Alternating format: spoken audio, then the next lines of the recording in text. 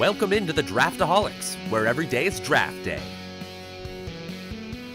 Well, hello and welcome back to the Draftaholics. Once again at the Draftaholics studio with the full crew. I am your host, Matt Savoca, at Draftaholic on Twitter. Matty. To my right, William Spinato. At W Spinato on Twitter, 2 N's, 1 T. That's the way. And to my left, the jokester, George Sloten. What up, everybody? At George Sloten on Twitter. Follow me if you dare. You can follow us all at Draftaholics Pod on Twitter, at Draftaholics Pod on YouTube. Hit that subscribe button. We're going to have some awesome new content coming your way. William, we found out you didn't do enough best balls this year, and we are holding his feet to the fire. Look out for the 10 draft challenge coming your way very soon. We're also going to be splitting up some of the drafts that we talk about here on the first few episodes. We're going to actually release the audio and the draft board at that time. So you can actually look and see what you would have done at that time and hear our conversations. How exciting. About that. That's going to be really cool. We're going to be talking about other things besides football, probably. We do, and we pick up Chinese food sometimes. Yeah. It's pretty real. There's some belches. And That's some stuff you got looking forward to in the Draftaholics feed coming forward. Also, check us out on Instagram. We have some cool little GIFs, little games going on as well. Guys, before we get into our draft today, I want to ask you a quick question of the hour.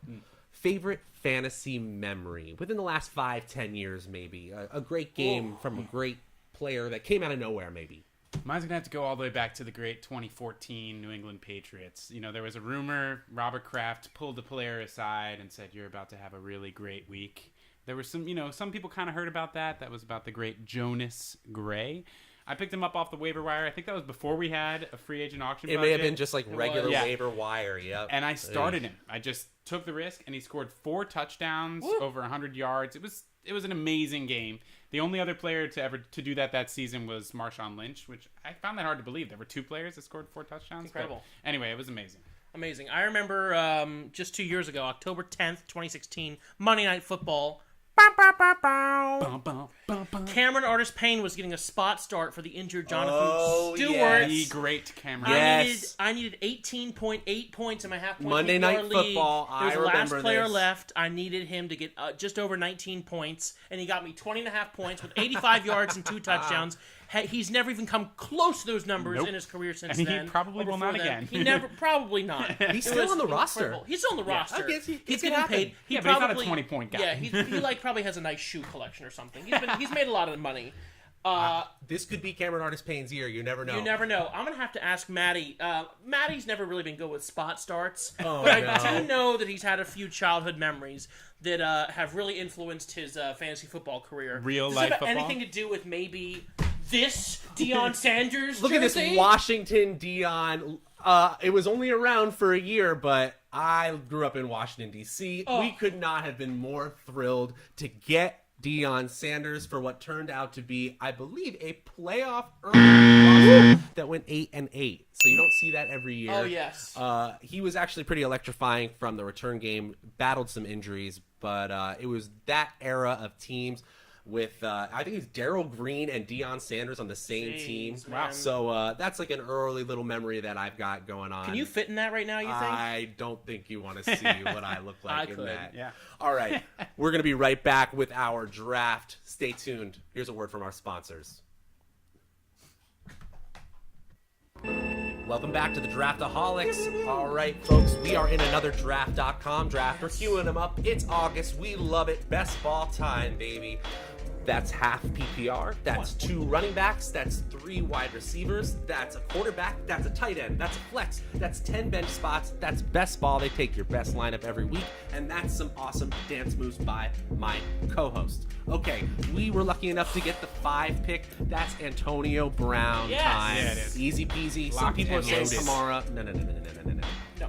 It's Antonio Brown all day, every day. Then we go 3 straight running backs. Joe Mixon of the Bengals, Jerick McKinnon, slightly injured from the 49ers, still love him. And then the suspended saint, Mark Ingram with our 4th round pick. Marvin Jones, Emmanuel Sanders, Robbie Anderson, Pierre Garçon make up a 4 straight wide receiver run there. We're doing some chunk drafting. Me and Mrs. Jones. Now replace Mrs. with Marvin. Marvin Jones. Let's keep going. Let's keep going. Emmanuel Sanders, Robbie Anderson, Pierre Garçon, and then Sir Duke himself. Copyrights. We have Matthew Stafford, Detroit Lions. We don't have enough money for Stevie Wonder. Jack Doyle of the Colts right after that. Yes. Bilal Powell creeping up the draft. Somebody's got to run the ball. Injured. Elijah McGuire's injured. Someone's got to run. Eli Manning. We're going to talk about that in a minute, guys. Then Charles Clay in the 14th round, our second tight end. Donta Foreman. We've got 3 times a 4-man for this guy over here. That's 3 straight episodes for him. Who's that lady?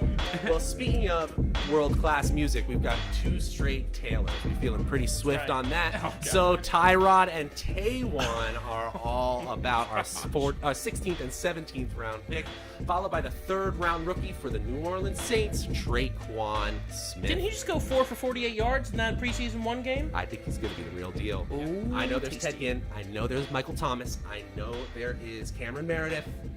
I still like his. Doesn't he have a good quarterback? He's got a really good This guy Drew Brees. Oh, no, not the bees! Not the bees! Brees is pretty darn good. Okay, guys, so as we do every single week, we like to do a deep dive, but we're going to change it up just a little bit going forward. We all have different strategies about how we handle analytics, projections, storylines, beat writers, reports. All of that goes into what we come up with for value as we evaluate players. So we want to take a look at the entire draft from our specific styles. And we have a nice little name for that. It's called Statistics, Heuristics, and Logistics. So, folks, I'll start with the statistical part. We absolutely crushed it from a value perspective, especially in the middle rounds. Oh, my gosh. Of course, Antonio Brown is an easy pick. We love the points per game projection there. The 3 straight running backs, it's going to add to the fragility. I'll talk about in our later sections about that specifically, but it's the middle round wide receivers where on a per player basis, we outpaced our field, 16 wide receivers in that chunk, while we picked 4, by half a point per game. Yes. That means over the course of 16 games with those 4 players, these are the types of value chunks we love to get. We add that up over the course of a season, and all of a sudden we're looking at massive ROIs. By the time we get to our quarterback, by the time we get to Duke Johnson, our RBFFs, as you love to say, George, we already have a point per game difference than our average opponent. Yes. That's all about value, and that's how we do it. William? I'd like to talk to like the strategy portion of the draft, right? So I like to enter any game having some kind of strategy in mind, and in best ball or in fantasy football, but in best ball particularly, I like to leave the draft with more wide receivers than running backs. So after we took Antonio Brown first, we were turning towards running backs, and we got 3 in a row who I feel really confident about. And in particular, our next 4 wide receivers I feel really strong about because of the combination of types of wide receivers. Like the possession guys versus the open it up over the top, win your week guys. I like to have a diversified portfolio of wide receivers when we leave. So, you know, those guys that are going to score a couple of zeros, it doesn't hurt quite as much because we have some guys with a higher floor to match them up. I feel like waiting for a few rounds and then taking 4 in a row, 5 through 8, we ended up with a really even, diversified, and complex portfolio of receivers in this draft. We got floor, we got ceiling, we've got median projection. We got windows, we got couches, we got everything. We even got a roof. Apparently all I'm here for is the story. Tell us the a draft. story, I'm going to George. tell you a story. Once upon a time, there was a draft. We put $1 into it, and we got $5.50 out of it. Yes, I project we will win $5. We will go and buy us many a Hershey Kisses, and we will eat them on like hilltop, February. looking over a sunset. Yeah, it'll be a hilltop, right? A big fan of our second half of our draft. We had some incredible upside players in Duke Johnson and Bilal Powell. We waited on quarterback. We waited on tight end, and we destroyed it with Matthew Stafford and our backups of Eli Manning and Tyrod Taylor, and our backup of Charles Clay, along with baby hands Jack Doyle. Shout out fantasy footballers. I really liked our draft. I really liked our strategy going in.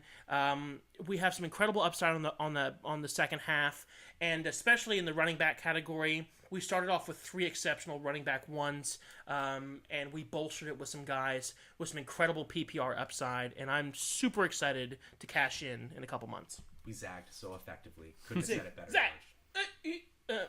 Good. You know what time it is now. It's our favorite. It's...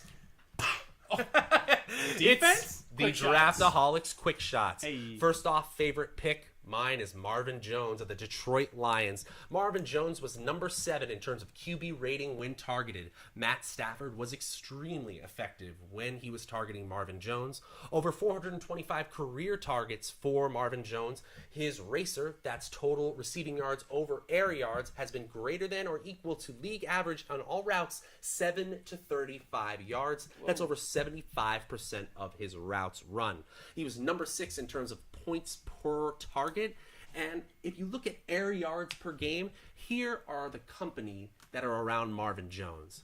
Odell Beckham, Julio Jones, Mike Evans, DeAndre Hopkins, Antonio Brown, our first round pick. Whoa. I'm totally in on Marvin Jones, even with Kenny G making that next step up. That's the pick for me. So basically you're saying Marvin Jones is a baller. He's a baller. I like it. My pick was right after that. I loved Emmanuel Sanders. I'm going to have a lot of Emmanuel Sanders across drafts this year in my 10 draft challenge. He'll be there a lot. We got him as the 31st wide receiver off the board. His ADP is 30, so we didn't reach that far. He had truly horrible QB play last year. Case Keenum is going to be a massive upgrade. If he gets back to his average, it was 138 targets a season. He was a top 20 wide receiver in 14 to 16, and he ranks in the 60th percentile of success rate versus man. I love Emmanuel Sanders. We can't completely ignore that the Broncos brought in Cortland Sutton, Deshaun Hamilton. But hey, I can tell a story where that actually makes Emmanuel Sanders better. I like it. I'm going to have him across a lot of places. I really like him as our wide receiver 3 behind Jones and Brown. George, what was your favorite pick? I'm a big fan of Duke Johnson. Duke Johnson finished as the RB 15 last year, and he was drafted by us as the 39th running back off the board. Why the drop? Lamar Miller was taken 5 rounds before Duke Johnson. Alex Collins was taken 6 rounds before Duke Johnson. And both of those guys finished RB16 and RB19 respectively, without changing really the construction of the teams around them. Duke Johnson had 82 rushes last year, 74 catches. He was the 4th targeted running back behind guys like Melvin Gordon, Todd Gurley, and Carlos Hyde. But for some reason, he's going around other running backs like C.J. Anderson and Nyheim Hines and Corey Clement. Give me Duke Johnson over those guys any day of the week. You're going to say, well, what about Carlos Hyde? What about Nick Chubb? Here's what I tell you about the two of them. Those two guys are actually fighting for the same exact position on the team. Duke Johnson's going to retain that pass-catching ability, that third-down running back style. He's there. Josh Gordon doesn't matter. Jarvis Landry doesn't matter. Antonio Callaway doesn't matter. Those guys actually help him, in my opinion. So Duke is going to secure those third down and passing back catches. I think he can go for 125 carries and 70 catches this year easily. Give me Duke Johnson as my RB4 any day, and he's going to put up points like an RB1 or 2 in a point PPR setting. I'm fired up. I'm in. Woo! I'm so in on Duke Johnson. Oh my God. Yes. Where are you, Duke? I'm coming.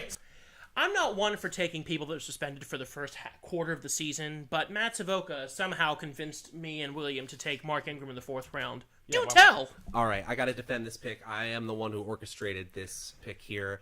Yes, I've heard 8 gajillion times that Mark Ingram is going to miss all but one of the first 6 weeks. Well, guess what, folks? He's going to ball out the rest of the season. The offense he's in is still bananas. It's still Drew Brees. The Kamara Ingram splits weren't perfect, but he still had a humongous workload, a humongous red zone workload, a humongous receiving workload. He'd be a first round or maybe second round pick without the suspension. And I think we may see a DeMarco Murray effect. We might see a 2014 DeMarco where I'm glad you clarified the year. Where they use him all the time in anticipation of not picking up his contract next year. They brought in Terrence West. They brought in Jonathan Williams. They drafted Boston Scott in the 6th round. I think this could be the last year for Ingram in New Orleans, and that means they might just use him as much as possible, especially in the second half with all those leads.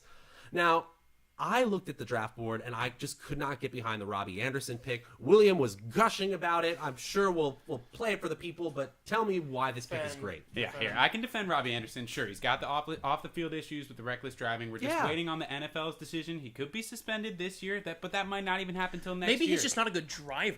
But you know what that says to me? that says depressed value, and you've got to take advantage of that. Yes, Matt Harmon's reception perception says he has a very low success rate versus press coverage. He's in the 22nd percentile, so he's not going to be like a true possession-based wide receiver one, but what he can definitely do is take the top off the defense, get separation, get open, and he had one huge thing, a connection with Josh McCown. I feel like he can carry that forward, and I'm much more risk tolerant in a best ball. So I really like him as as one of our later wide receivers off the board. I actually heard that he and Josh went to Red Robin every Tuesday together. Yeah, they Did you hear love that? those They did? fries. They're Yeah. seasoned perfect. That's I'm just kidding. All right, sure. I'm totally kidding. We were having a lot of debate when it came to quarterback in this draft, particularly in the 13th round. Yeah. There were a lot of guys available. You pointed us directly at Eli. Why was that? We already had Matt Stafford, who's a great QB1 for our team. Definitely one of the lower QB1s of the draft.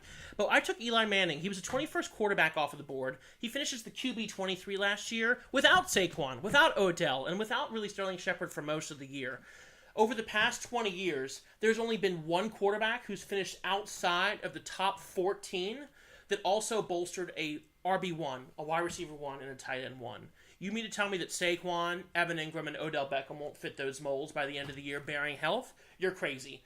Eli Manning's going to be a top 14 quarterback if all three of those guys stay healthy, and I really think they will. It doesn't hurt that Pat Shurmur is also there. Pat Shurmur just led the Minnesota Vikings offense from being the 28th best to the 11th best and most highest efficient offense in the NFL in just 1 year, and I foresee the same thing happening in the Meadowlands. I'm very excited about this, and Eli is a huge value going off as the 21st quarterback on the board. I see huge similarities between those two offensive rosters as well. I buy it, even in that range where Dak Prescott went later, Blake Bortles went later, Mitch Trubisky. Nope. Nah. We're in on Eli. Eli. Draftaholics, you heard it here. We're in on Eli Take the Manning. shot. Are you going to make the shot? Oh, there's Eli. Oh, Hey. he made it. We come to our roster construction corner segment of the quick shots, and I want to talk a little bit about QBs and our QB strategy in this draft. We waited a little bit later than the last one I was here for, our second draft. We got Matthew Stafford as one of the last QB1s off the board. I really like Matthew Stafford and the Lions this year, so I felt very good about that. What I really feel good about in terms of our construction of QBs through the rest of this draft is where they were spaced. You know, after we got Stafford, we had a couple more rounds of skill positions, then another QB, couple more rounds, then another QB. I really like not stacking those onesie positions, the positions where you only have to start one a week. You can kind of spread out the value.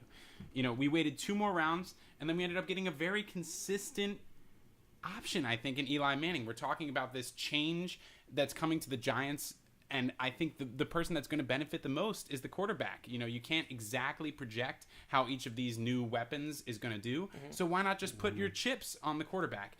And my favorite quarterback that we got was Tyrod Taylor. I feel like Tyrod is going to have a consistent floor because of his running ability. The new look of Cleveland, again, we're taking the upside of offenses that are going to change, taking some quarterbacks that aren't exactly talked about, and getting some exceptional value.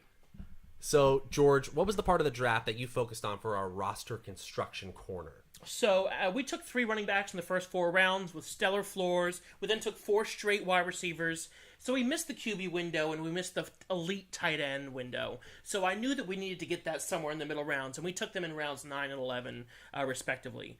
I really wanted to take running backs that had 3 qualifications. 1, I really wanted upside in regards to where they drafted, and they were drafted in our draft, versus their ADP.